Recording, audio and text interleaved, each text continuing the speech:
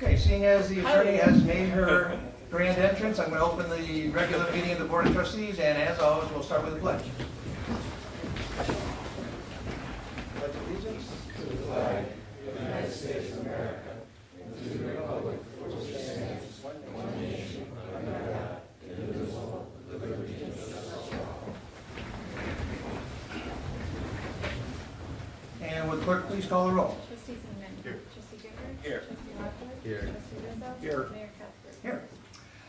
First order of business, we're going to go off the agenda. First order of business is going to be to recognize the 2014 boys basketball team. And we have a proclamation for you guys tonight. I know that you already know that because I told you. First thing I want to do is invite anybody that's in the back that would like to come up and see it or take a picture or whatever. You're welcome to come over here. We're going to be standing in the corner right there. So seeing no mad rush. The other thing I wanted to say to you guys is, just briefly, is that I know you got to be proud of your accomplishment as a team and your accomplishments individually, but at the point that you guys went through the whole playoff season and at the point that you went to the states and federation, and I'm not surprised you're late, and made it all that way, I started getting phone calls. So your accomplishments for yourselves and your accomplishments as a team are a great thing for you, but what you did in this community is something that bound the community together too. I don't know if you saw the signs over at Dairy Circus and the people calling me to make sure that you were involved in the parade and wanting to know if we could get signs up on the village streets. But I had one person who was a trustee here and worked out in the town for many years. He's in his 80s right now, and wanted to know if he could pay for the signs that were going up on the streets to honor this community for the accomplishments that you've had. So we've had, I know, individual state champions in sports, but to get a team like this is something that most people can connect with. So what you did as a team is really bigger than what you've done just going through the sports program. So congratulations on that, and on behalf of the community, I want to thank you on that too. So if you'll meet me up in the corner.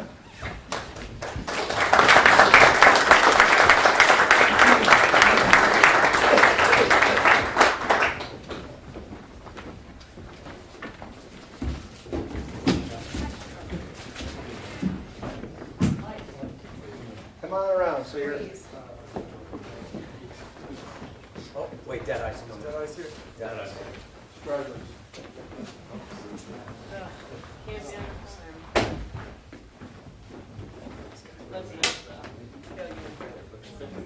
Now, this is the second time that I've done something for the basketball team, and after the first time I said I'd bring something for myself to stand on.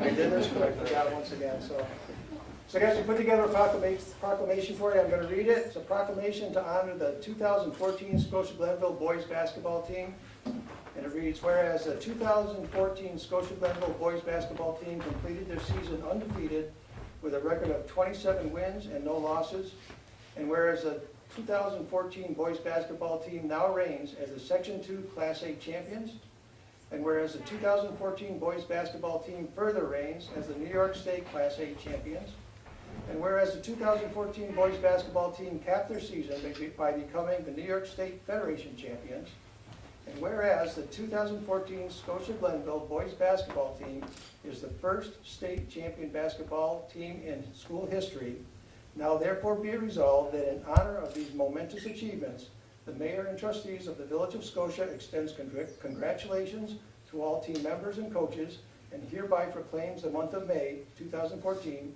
to be the Scotia Glenville Boys Basketball Month in the Village of Scotia. So congratulations, guys.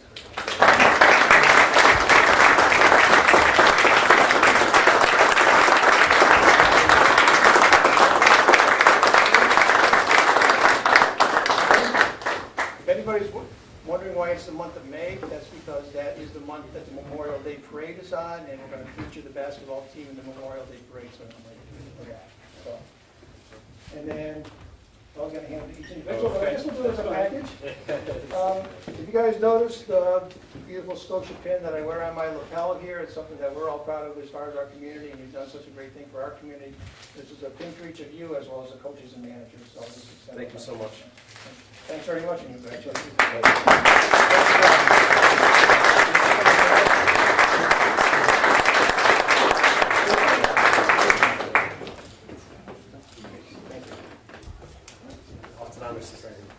That's right. So with that, we're gonna take a 5-minute recess. These guys need to, some of them need to go to the induction of the National Honor Society. After our recess, we're gonna So get the ties aren't wasted.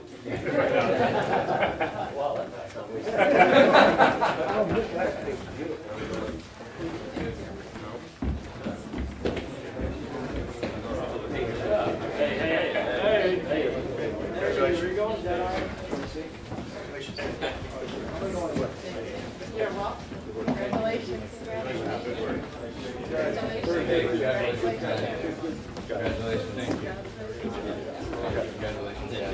Thank you very much. I'll shake it again. I don't care. I don't care. I like that shirt.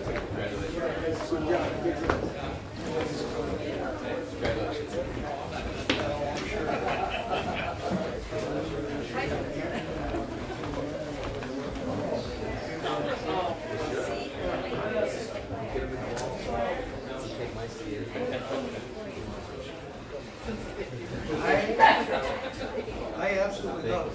Just like that. She does a breakfast club for the friends of her, and then she's got this whole boyfriend in her shoes. And they were eating a blood now our young men, seniors. We've gone 4 o'clock in the morning. Okay, I'm going to call us back in session. That is the fastest any crowd has ever exited this room after. Wait a few more minutes. Well, I know you guys have food, so I know where you're going. Okay, at this point I'm going to ask Captain Olney and Chief Keller to join me in the front corner of the room. Sorry.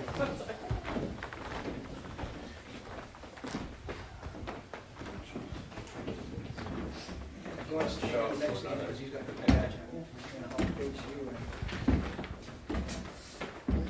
And once, if you want to come right up here and get a good picture, anybody wants to come up for a picture, whatever, we're all family here now, so go ahead and get where you're more comfortable before I start.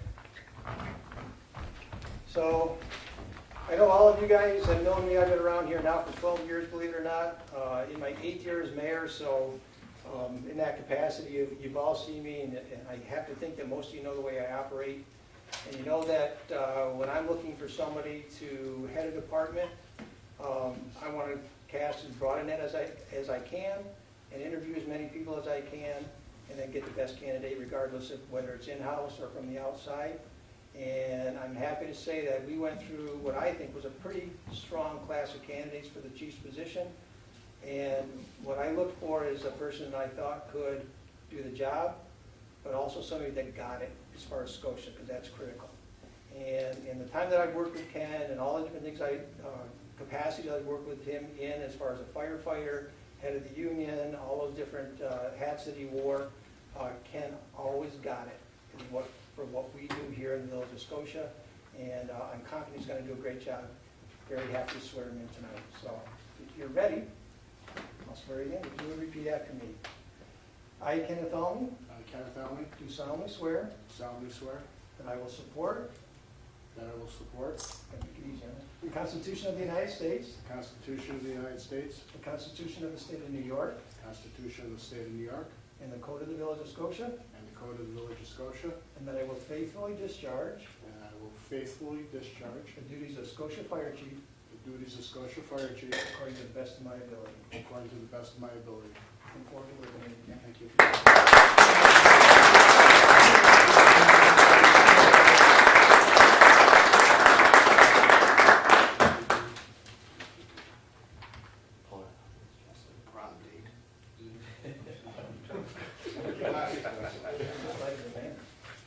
Put your glasses on, Charlie.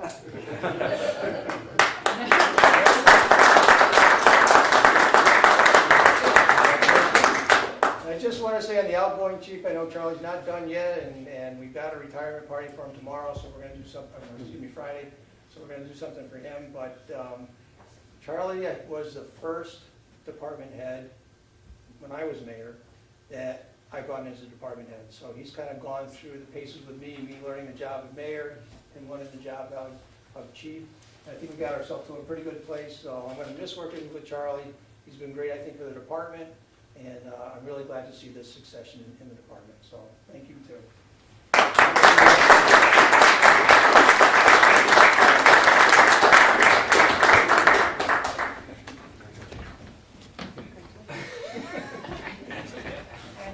Can we congratulate you too?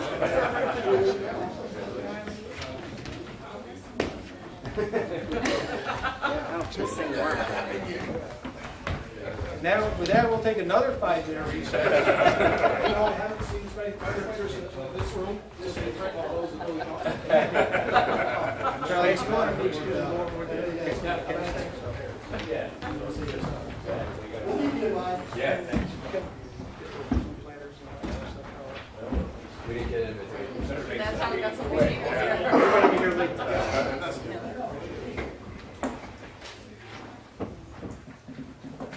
Let me get myself organized and go start rolling.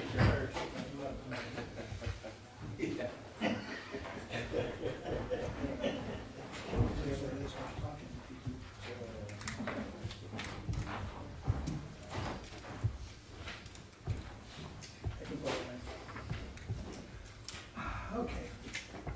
Sorry, but now I think I'm good. Okay, item number 4, we're going to move on, item number 5, which is privilege of the floor. Is there anyone here who wishes to be heard of privilege of the floor? Seeing none, I'm going to close privilege of the floor and move on to item number 6, which is a public hearing for the fiscal year 2014-15 budget. So before I open the public hearing, which it doesn't look like we have anyone interested in being heard on it, but I did put together this overview packet that I just want to run through with you guys. It's nothing that you don't know, but if you would just keep it, there's some things in here I think that are important for if you get a taxpayer or a resident that has questions. So the first page is just an overview of the budget itself compared to last year's budget, and I just want to remind you that we're talking about the aid fund only here. As far as expenditures for this coming year, we're projecting that it will cost $6,644,931 to operate the Village of Scotia in the coming year. That's a 3.93% increase over what it cost us last year. To offset that cost, we're projecting revenues for things like sales tax and fees that we charge and that sort of thing. We're projecting revenues of $1,917,011, which is a 2.07% increase from last year. And then also to offset the cost of running the village, we're going to take $275,000 from our savings account of the fund balance, which is $100,000 less than we did last year, based on the principle that you can't just keep taking from your savings to balance your budget, because you'll run out of savings at some point in time. If you take the 2 revenues that we have there, subtract them from what it's going to cost to run the village next year, that gives you what still needs to be raised in taxes, which turns out to be $4,452,920. That's 1.82% more than what we had to collect last year. I have the whole sheet. 1.99% more than what we had to collect last year, which is under the 2% levy cap, which is what our goal was. You take that amount of money that needs to be raised in taxes, divide it into the assessed value of the village, which is $364,208,000, and that leaves you with your tax rate, which is $12.23 per thousand. That translates into a tax rate increase of 1.78% over what we had last year. So our levy is increased by 1.99%. Our rate increase was 1.78%. So that's a pretty tight budget, but I'm happy about some things in this budget. If you go to the next page, let's look at this one because.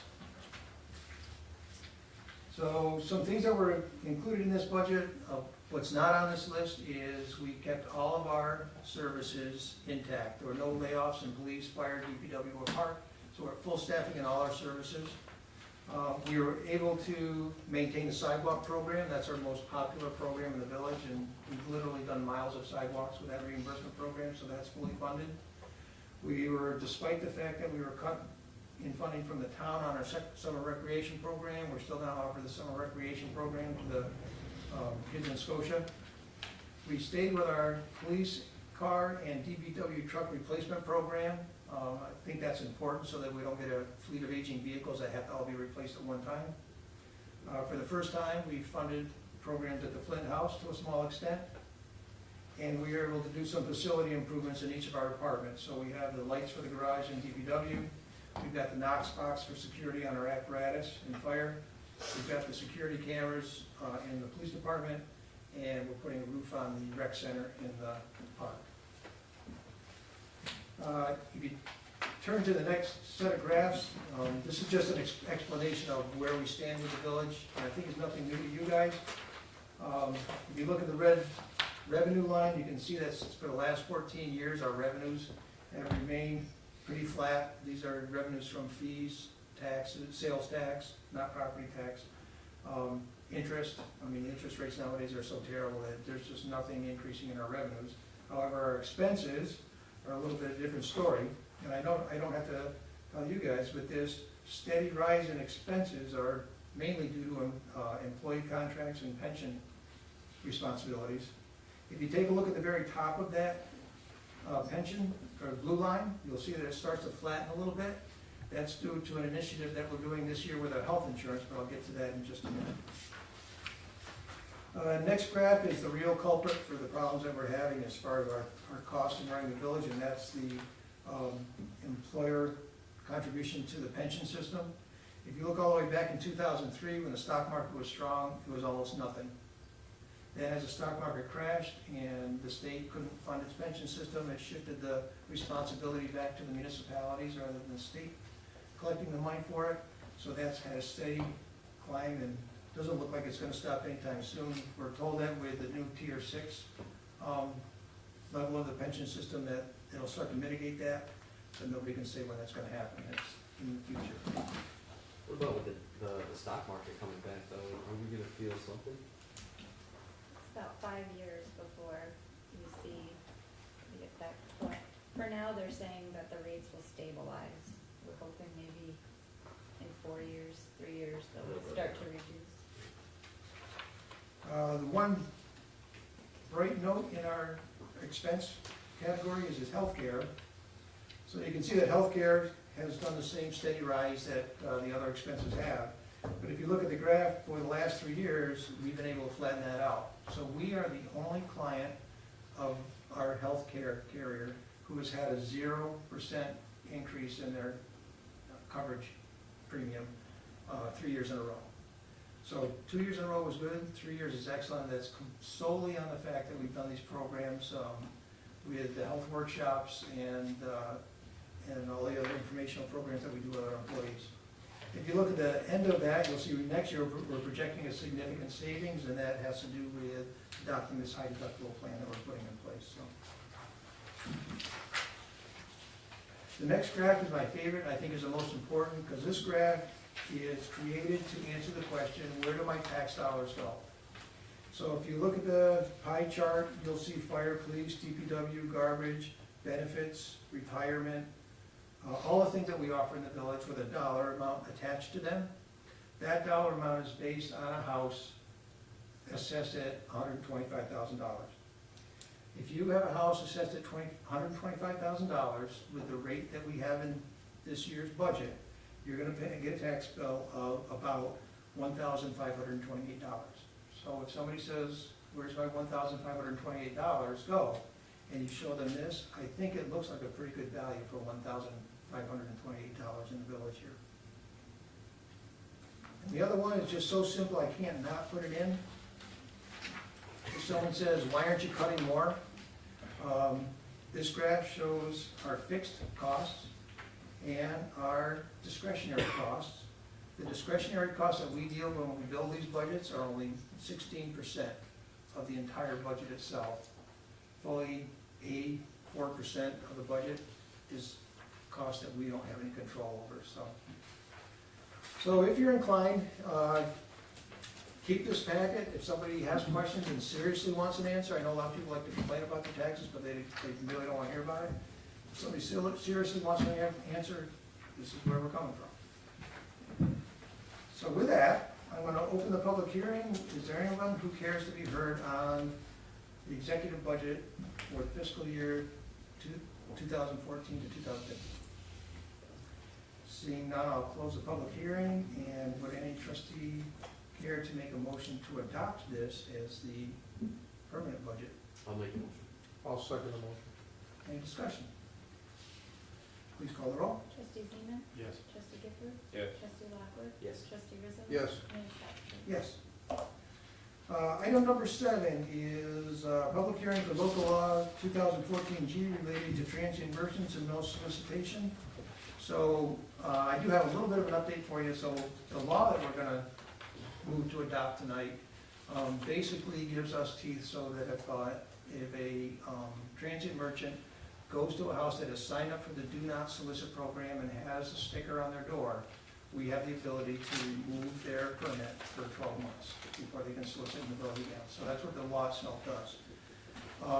There's been more on that. Andrew, as part of the law, is going to install signs at the entrances to the village that say permit required, so that when people come in, they know, they can't say, I didn't realize I need a permit. And now the police department will be issuing the actual vending permit itself, and it's a picture ID permit that has the expiration date on it, so when someone comes to the door, our residents